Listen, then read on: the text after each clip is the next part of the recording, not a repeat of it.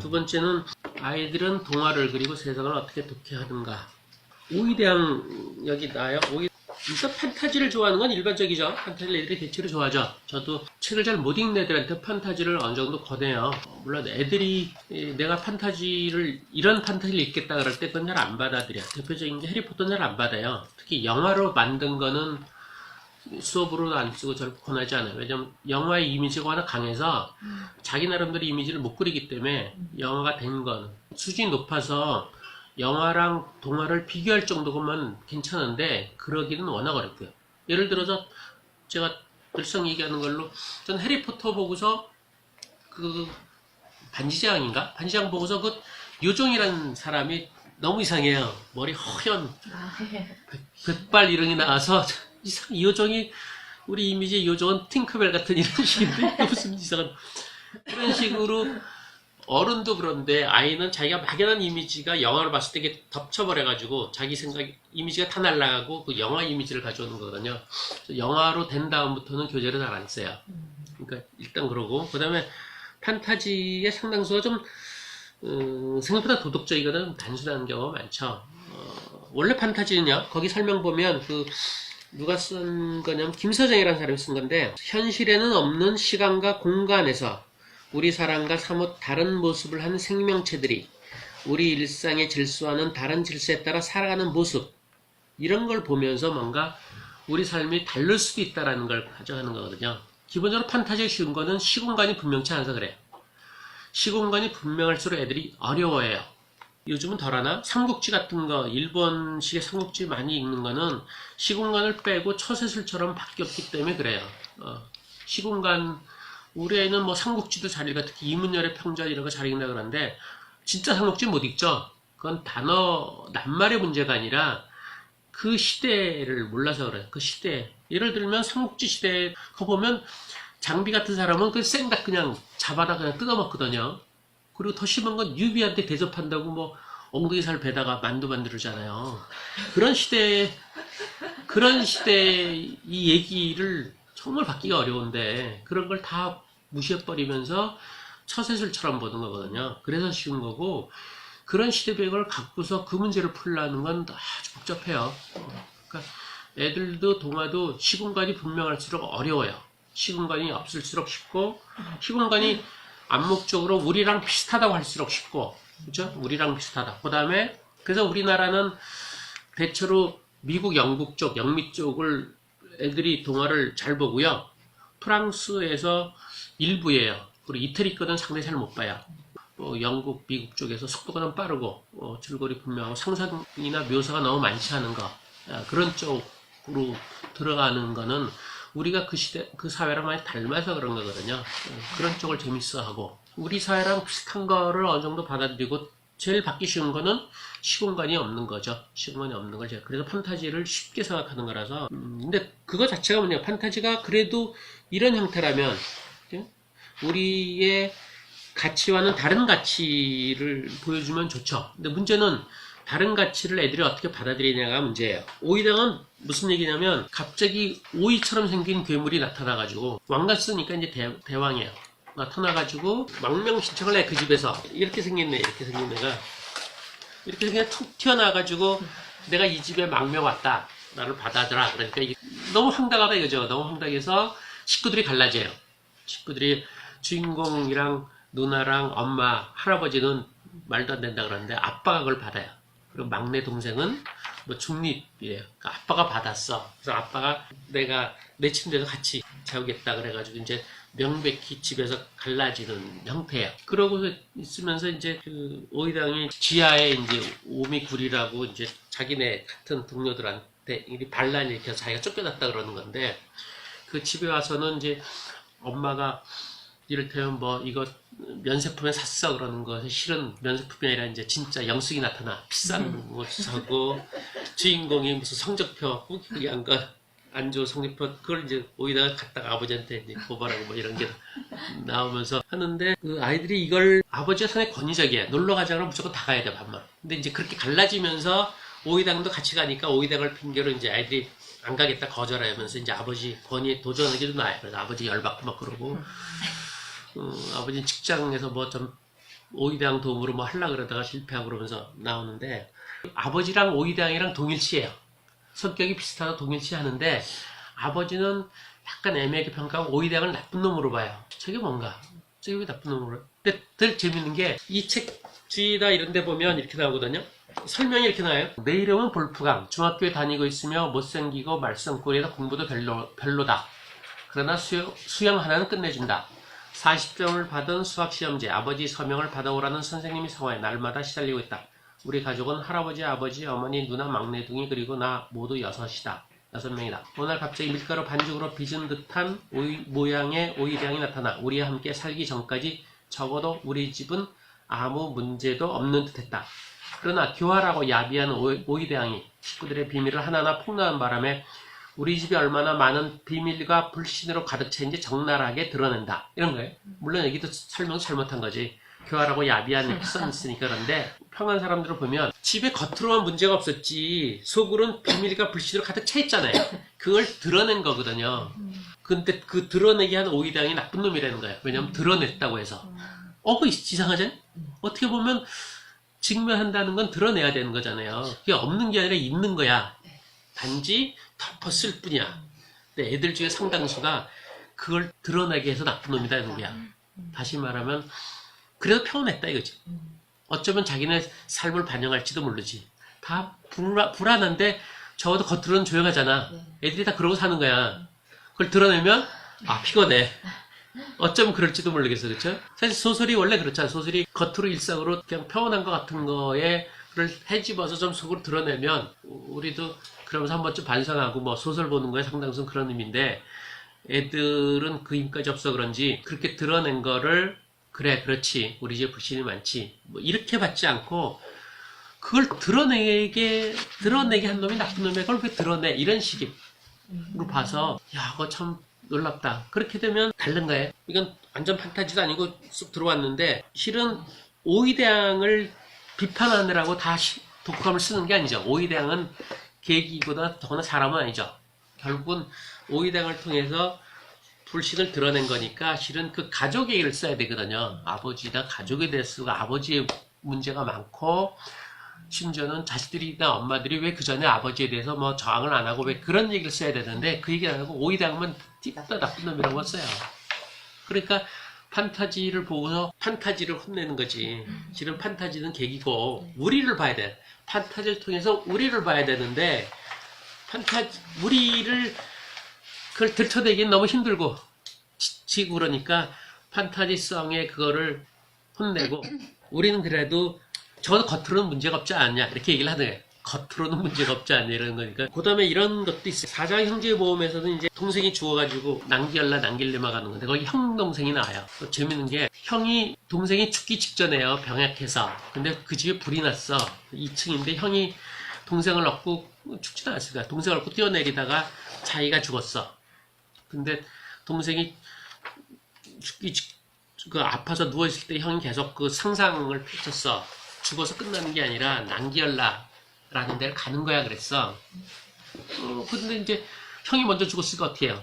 근데 그러고서 죽었어. 그랬더니 가니까 난기열라 가니까 형이 있었어. 그래서 이제 거기서도 이제 또 뭘 하는 거야. 거기서도 여전히 동생은 겁 많고 연약하고 형은 여전히 사자왕이라는 별명이 붙을 정도로 용감하고 이래. 쭉 하다가 거기서도 선악으로 싸워가지고 뭐 용이랑 싸우고 그러다가 형이 죽지도 못하고 애매한 상태예요. 거기서 죽으면 또 난길리마로 간대요. 근데 그때 동생이 형을 업고서 죽어요. 같이 죽어.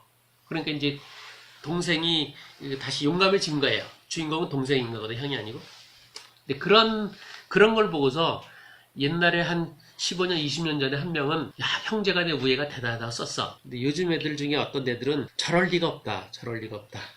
이거 보면 형에 대한 미움이 한 번도 없었을까? 또는 동생은 형을 시샘하고 이기려고 하는 마음에서 나온 게 아닌가? 형은 착하기도 하지만 다른 한편에 이기적이라는 생각이 들었다. 이런 식으로 내가 형이면 형 입장에서 동생이 좀 문제가 있다. 그리고 동생은 동생 입장에서 형이 동생을 이용해 먹은 게 아니고 이렇게 쓸 정도. 그걸 보고서 너무 놀랐는데, 물론 다는 아니죠. 한 10명 중에서 한 5명인가 4명이 썼는데, 그걸 보고서 저렇게 생각을 하는 거의 이유가, 그렇지, 형제간에 저렇게 희생적인 우애를 본 적이 없. 안 그래도 우리는 마음을 알잖아. 옛날 중국 고서에서 약속을 지키기 위해서 어디 돌다리 밑에서 기다리자 그런데 홍수가 났어. 그거 붙들고 있다 죽잖아, 그쵸? 그러면 우리는 미련하긴 해도 그래도 그 마음을 알죠. 약간 느낌이 있어요. 요즘 애들은 전혀 모르지, 전혀. 도저히 말도 안 되는 거야, 요즘 애들한텐. 그 약속을 지키기 위해서 자기 목숨을 건다는 건 도저히 말이 안 되죠. 우리도 그걸 알면서도 약간 그렇게 약속의 의미라는 것을 중요하다는 거, 걔가 좀 미련하긴 했어도 그 느낌은 있는데 요즘에는 없는 거거든요. 똑같이 형제 간에 서로 간에 희생을 하면서까지 돕는 거에 대한 상상이 거의 가능하지 않죠. 그러니까 심지어 그런 소설을 보고도 아니야, 내가 잘 몰라서 그렇지 뭔가 있어. 뭔가가 있어라고 하는 게 그걸 노골적으로 표현했는데 다른 소설에서 뭔가 있어. 고아원의 고아들을 입양했는데 이유가 있어. 근데 내가 그걸 못 찾았어. 걔들이 그냥 도와줄 리가 없어. 그리고 사람은 사람이다. 그래서 그렇지. 사람은 사람이니까. 근데 사람은 사람이니까 자기 식구 외에 그렇게 희생적으로 도와주는 건 가능하지 않다. 그래서 입양한 건 반드시 무슨 이유가 있을 거다. 그러고 썼어. 걔는 똘똘한 애거든, 6학년 때. 그러니까 요즘 애들이 시대를 그냥 반영하는 거죠. 그러니까 이런 것들은 어떻게 보면 이해를 못하죠, 당연히. 그러니까 판타지 경우 상당수가 그럴 가능성이 사실 많아요. 기억 전달자도 보면 기억 전달자 이제 미래 소설인데 이런 게 상당히 애들도 좋아하긴 해요. 이런 소설이라서 이게 괜찮아가지고 이제 4부작으로 나올 정도라서 근데 하여튼 처음 게 제일 재밌어요. 이거는 기억을 한 사람한테 맡기고 나머지는 다 평등화 시켰어요. 평균화 시켜가지고 다 조그만 마을. 너무 비행기도 날아다니서 알 수가 없어요. 비행기도 날아다니면 이런데 거기는 조그만 마을 하나가 완전 통제된 사이고 심지어 감정도 통제해가지고 아침에 일어나서 꿈을 계속 얘기를 해요. 감정 얘기해서 식구들끼리 그래서 정리하게 시키고 그리고 여기는 색깔이 평준화돼서 색깔을 잘 못 봐요. 색깔을 못 보는 형태야. 그런 상태에서 애들한테 가장 충격인 건 직업을 12살쯤에 정해줘요. 직업을 이렇게 너는 뭐 해? 너는 뭐 오락지도사 해? 너는 뭐 산모 해? 뭐 이래요. 그래서 마치 차별이 없다고 생각하는데 애들이 그걸 못 보더라. 차별이 없다고 하지만 주인공의 부모는 자기 딸이 산모 한다 그럴 때 하지 못하게 시키거든요. 그건 안 좋아. 산모는 3년 동안 애 낳으면서 놀고 먹고 애 낳으면서 그냥 놀고 있어요. 그러다 3년 지나면 어디 이제 농장 같은 데서 일하는 형태예요. 그거를 못하게 시켜서 그러니까 여기도 은근히 직업차별이 있는데 그걸 안 보고 애들은 자유가 제한됐다는 거에 초점을 둬요. 자유가 엄청 제한돼 있다. 그런데 한 고등학생쯤 되면 일부는 우리 사회도 많이 자유가 제한된 거 아닐까라는 의문을 약간 가져요. 근데 보통 애들은 이 사회는 너무나 자유가 제한돼 있어서 우리 현재 사회보다 너무나 안 좋은 사회야. 그래서 이 사회에 비하면 우리 사회는 유토피아라고 얘기를 해요. 실제로. 그러니까 이거는 우리가 직업만으로도 봐도 우리가 최근으로 봐서 물론 옛날이라고 직업이 뭐 자유롭지도 않았겠지만 최근 들어서 급격하게 제한이 되는 거죠. 우리는 주로 성적으로 제한이 되죠. 내가 의사가 되고 싶어도 의사가 못 되는 거잖아요. 그렇죠? 내가 사람을 좋아하고 그렇더라도 여러 가지 학력이란 이유로 못 되는 것처럼 보이지 않는 제한이 사실 많은 거거든요. 애들한테는 그게 완전히 내면화돼 있어가지고 내가 의사가 되고 싶어도 성적이 안 되면 의사가 못 되는 거를 제한이라고 생각하지 않죠. 내 능력 부족으로 생각을 하는 형태로 내면화돼 있어요. 그런 상태니까 사실 우리는 애들의 경우는 직업 자유가 직업 선택의 자유가 있다라고 보는 게 요즘 애들 얘기예요. 근데 엄밀히 보면 상당히 제한돼 있는 거죠. 그걸 교묘하게 교육이나 학력으로 막은 거죠. 또 상당수는 또 돈에 의해서도 막고 그런 걸 보면서 이 사회를 우리가 예전보다 그리고 감정이 자꾸 없어져요. 여기 감정은 없는 거거든요.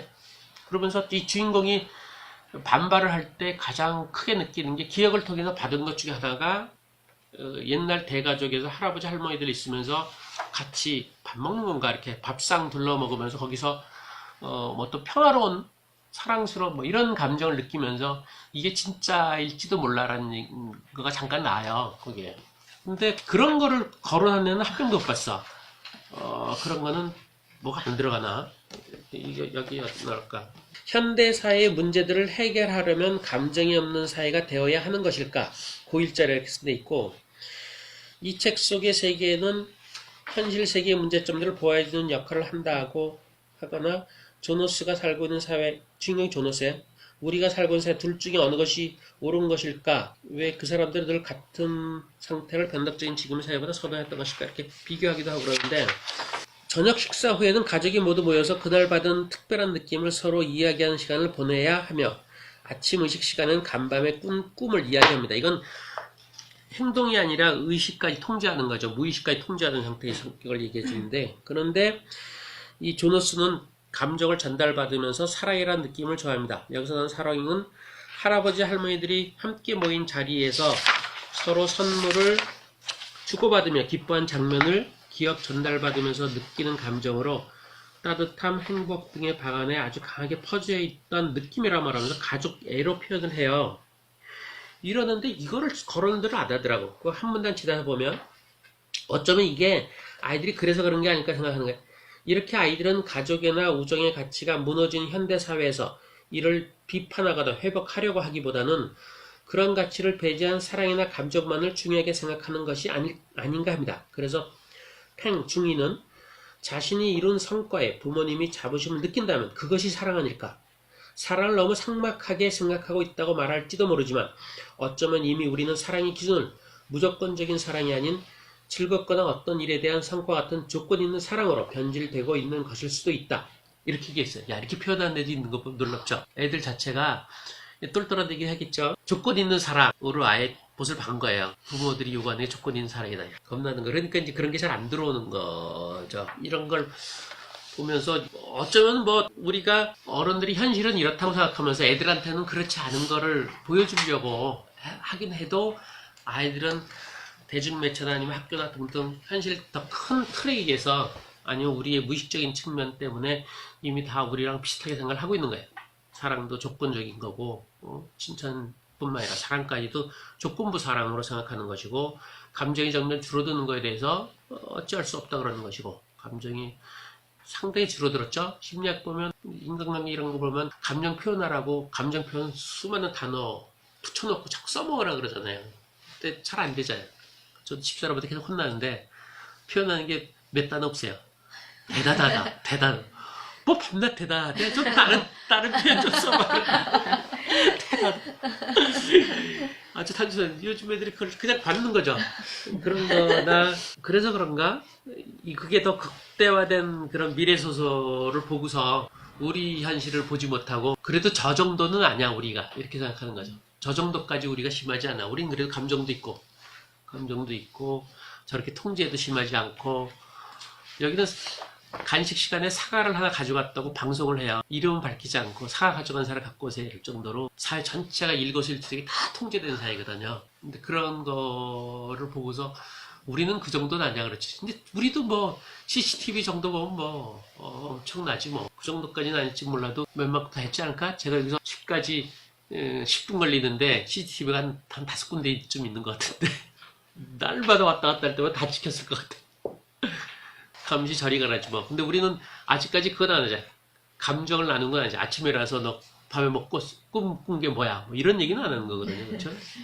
행동은 이제 다 통제되더라도 아이들은 이제 그래서 지금은 이런 거에 비하면 그 정도까지는 아니어서 좀 그래도 낫다고 생각하는가? 하긴 애들은 뭐 이거랑 비교할 수 있는 사회가 없으니까 어른들은 우리는 뭐 그래도 그 전 사회라든가 아니면 책이나 영화를 봐서 조금 다른 사람도 약간 생각을 하니까 지금 사회가 좀 깝깝하다. 뭐 어떻게 보면 살만하지만 어떻게 보면 좀 깝깝한 점이 많다고 하는데 애들은 그런 게 거의 없잖아요. 애들은 자기 삶이 거의 가니까 더 그런지는 모르겠어요. 그래서 아이들이 주제를 파악하고 안 파고 떠나서 애들이 동화를 해석하는 게 거의 우리가 약간 그렇게 안 봤으면 하는 형태로 보는 적이 꽤나 많은데 그건 어쩔 수가 없지. 그렇게 지금 사회가 그렇게 굴러가고 있으니까 그런 것 같다.